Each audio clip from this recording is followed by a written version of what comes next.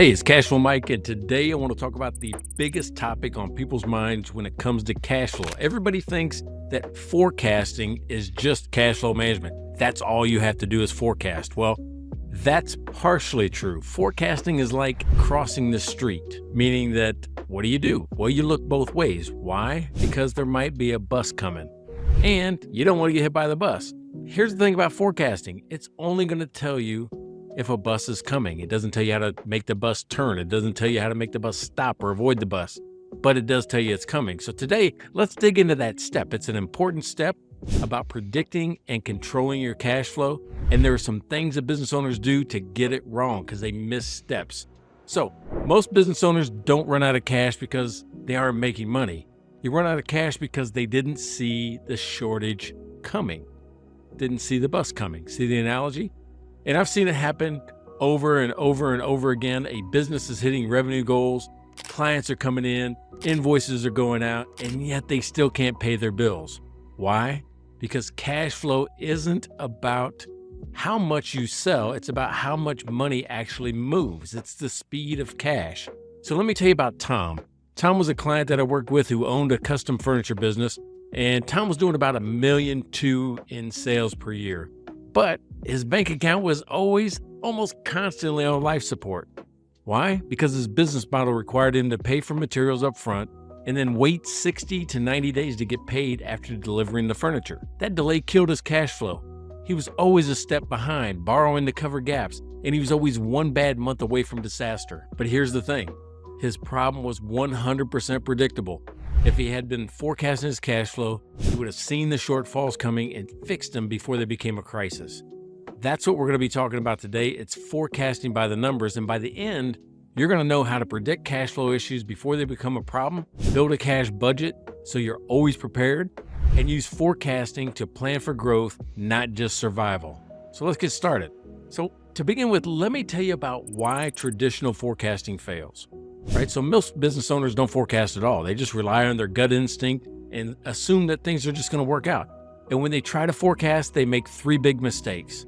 The first mistake they make is they assume that revenue is always constant. I once worked with Lisa, who's a bakery owner, and she looked at every single number from last year and thought, well, I made $500,000 last year. We should do about the same this year.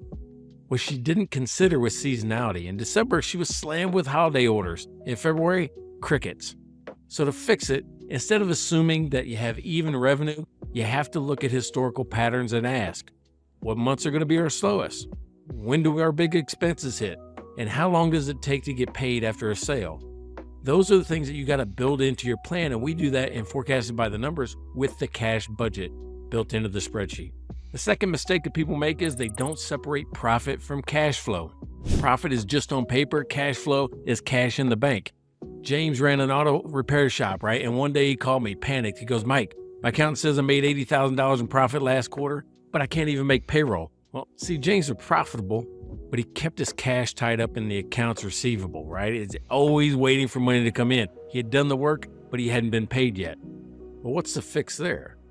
Well, it's always track your cash flow separately from profit because, well, it looks good on the P&L, but it doesn't mean it's in your bank account. That's why step 2 of forecasting by the numbers is doing a pro forma income statement, and then step 3 is building a cash budget. Here's the third mistake I see people making.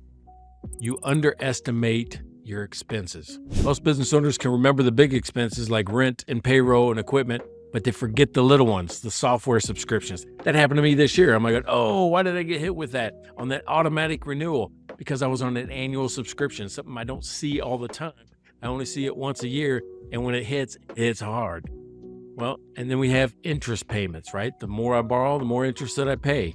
And annual renewals, right? For insurance and subscriptions and things like that. So here's the fix. When I'm forecasting expenses, I want to go line by line on my past financials and, well, take a look at the recurring expenses that might surprise you, right? So if your business isn't forecasting correctly, well, then you're just hoping you won't run out of money, and hope is not a strategy, right? You probably heard that many times, and I tell people to stop smoking hopium because it's not a strategy. So let's talk about building that cash budget for a minute. Cash budget is balancing money in versus money out, right? So we know the mistakes. We know how to fix them, the 3 big mistakes up above. And step 1 to fixing all of them is building a cash budget. And a cash budget is the simplest way to prevent cash shortages. I mean, think about a weather forecast. It's not going to stop the storm, but it's going to tell you to bring an umbrella. So the cash budget formula is pretty simple. You start with your beginning cash, how much is actually available. And believe it or not, if you're going to do it on the calendar year, well, whatever money you had at the end of the day on December 31st should be the same amount of money that you start with on January 1st, unless you had one heck of a New Year's Eve party, right? That's just part of it. So whatever you start with is going to be your starting cash. Then we're going to add in our expected inflows. What's coming in? I mean, do we have cash sales that come in immediately? Do I have credit sales that maybe come in 30 days from now, 60 days from now? So that means if I make a sale in January and my accounts receivables days are 30 days, I shouldn't expect that money till February. We need to connect the sale from the income statement to the actual time that the money will hit our bank account. So think about when the payments are going to be coming in. Then we're going to do the same thing for expenses. Remember that bills could be due in 30 days or 60 days, however long it takes you to pay your bills. I get the invoice and record the expense in January, but if I pay my bills in 30 days, I don't leave a check for the vendor till 30 days from now, right? So the money doesn't leave the bank account for 30 days, even though I recorded the bill the month before. And then whatever's left is your remaining cash, right? Do you have enough to cover everything plus start the next month? I had a friend named Sarah. Sarah was a marketer, brilliant marketer. She had a marketing agency and she had a big problem, right? She let her clients pay on this thing called net 45, right? Most people do net 30. She allowed net 45. That means she didn't get paid for her work until 6 weeks later. So one month, she just kind of looked at her budget and she realized that she had about $100,000 coming in revenue. What a month. It's a great month. But only $30,000 was actually going to hit, that time, right? From the month before. Her month before was $30,000 in sales, and she was going to get $30,000 in to cover all the expenses.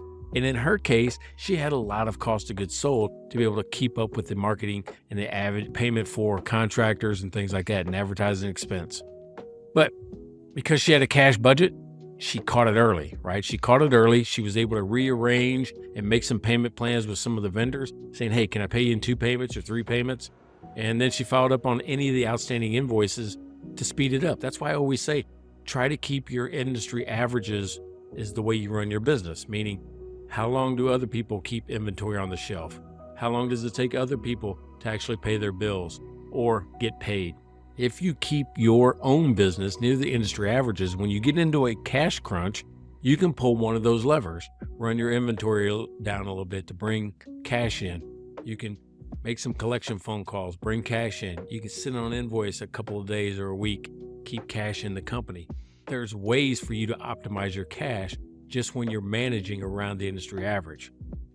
So the big takeaway on this is a cash budget is going to turn guesswork into certainty, and certainty is power. How do I use forecasting to grow, right? So that's the next thing I want to talk about is how do I use forecasting to grow? Well, forecasting isn't just about avoiding cash flow problems. It's about planning for success. So I want you to imagine a client that tells you, I want to open a second location, or I want to hire more staff, or I want to invest in new equipment. All of these things they need to do in order to grow. Maybe they've hit their capacity on how much they can actually produce with what they've got, the amount of people, the amount of equipment, the number of locations. But before they make any big move, they need to forecast what the impact's going to be. So the growth forecasting framework should look like this. What's the revenue impact? Will this decision actually increase sales or just increase cost? So think about that. Does it just increase cost or does it bring in more sales? Does the cash flow timing of it pay off? Will you actually be able to get the money back in a reasonable amount of time? And then what's the worst case scenario? What if this thing falls apart? It takes longer than expected. All of those things should fall into your growth planning framework of, can I get this money back or am I just investing for future? We've all done that saying, well, if I hire 2 salespeople, they should be able to cover their own cost within a month or 3 months or whatever your ramp up time is. Well, and if it doesn't happen, what then? You need to think through what if, and some people think about it in 3 different layers: best case scenario, worst case scenario, most likely. So when I worked with Mark had a coffee shop, right? And Mark, he wanted to open a second location, but he just didn't forecast this ramp up period. So think about that. All of these costs, getting people to realize that your coffee shop is there and open and waiting for a customer base to build. So he didn't realize that it was going to take 6 months to break even. He didn't plan for it. He didn't plan for the payroll for 6 months. He didn't plan for the rent for 6 months. And what about the startup cost, right? During those months. Well, by month 4, right? It took him almost 4 months. He was borrowing money just to survive, right? Just to keep the place open, he was borrowing. But I think if he would have just forecasted before he got started, he would have secured enough working capital up front. Working capital is, do I have enough money to run my business? That's what it is. It's current assets minus current liabilities, if you look at your balance sheet. He would have probably staggered hiring in to reduce his early payroll cost, right? So think about that. What you have to do is come up with what's the capacity? How much can one person handle? And if you got people standing around doing nothing, well, chances are you have too many people. That's kind of where Mark was at in this place. So the other thing is structured the pricing to maximize cash flow. You're like, well, what does that mean? Structured as pricing. Well, to begin with, we got to bring people in, and maybe you're a low count discounter or a low price discounter, or maybe he can do premium pricing so you can get more cash in up front. So he didn't think about that. He just went standard pricing that he had in the other location, where he might have gotten away with a little bit more premium pricing, premium products, and developed a different type of clientele. So here's the takeaway, right? So growth isn't just about scaling up, it's about scaling smart, and scaling is growing, right? That's what we're talking about.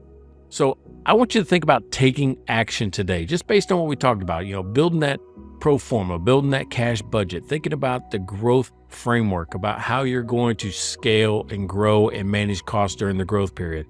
So we covered a lot today because we talked about the biggest mistakes that business owners make in forecasting. We talked about, how to build a cash budget and prevent surprises. And we talked a little bit about forecasting to make smarter business decisions. So here's your action step. Here's what I want you to do next. I want you to start with just building a cash budget. Whether it's, you're advising your clients or running your own business, this one tool is going to change everything. Cash at the beginning, cash in versus cash out, what's remaining. And if you're serious about mastering cash flow forecasting, I want you to check out Forecasting by the Numbers. I have a free 32-page PDF that actually walks you through step by step on how to do this. And I teach the whole process in my program, The Clear Path to Cash. So go to my website, get on my mailing list, download the free ebook, The 7-Minute Conversation, and understand how to analyze financial statements in 7 minutes or less. And then ask me about this PDF. This PDF, I give it away for free. You can get it for you. Just ask for it. That's all you got to do.